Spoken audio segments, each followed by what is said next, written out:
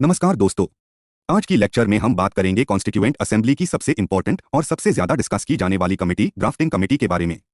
अगर आप UPSC prelims, mains, state PCS या एसएससी की प्रिपरेशन कर रहे हैं तो ये टॉपिक बहुत इंपॉर्टेंट है। इसे रिलेटेड क्वेश्चंस हर साल किसी ना किसी फॉर्म में पूछे जाते हैं, कभी कमेटी की फॉर्मेशन डेट, कभी मेंबर्स, कभी रिप्लेसमेंट मेंबर्स और कभी फर्स्ट और सेकंड ड्राफ्ट की डेट्स। तो चलिए इस टॉपिक को स्टेप बाय स्टेप और एग्जाम ओरिएंटेड तरीके से समझते हैं। कमेटी कब बनी? ड्राफ्टिंग कमेटी का गठन 29 अगस्त 1947 को किया गया था।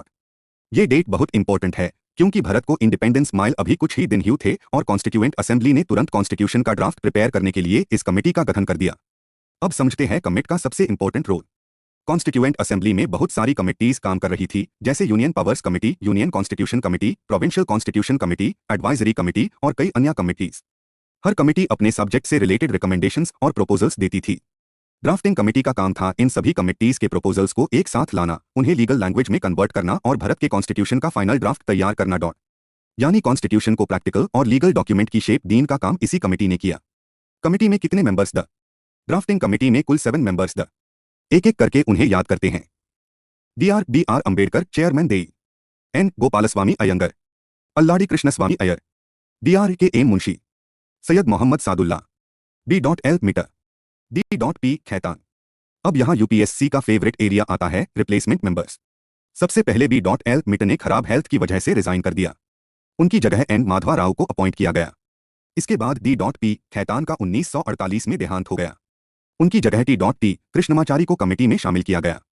अब देखते हैं कॉन्स्टिट्यूशन का ड्राफ्ट किस प्रोसेस से बना।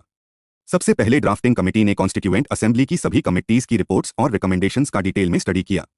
इन सभी प्रपोजल्स को एनालाइज करके कमेटी ने कॉन्स्टिट्यूशन का फर्स्ट ड्राफ्ट तैयार किया, जो फरवरी 1948 में पब्लिश हुआ।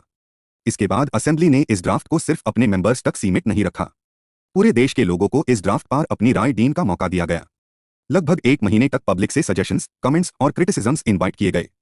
इन सभी सजेशंस को कंसिडर करने के बाद ड्राफ्टिंग कमेटी ने सेकंड ड्राफ्ट तैयार किया, जो अक्टूबर 1948 में पब्लिश हुआ।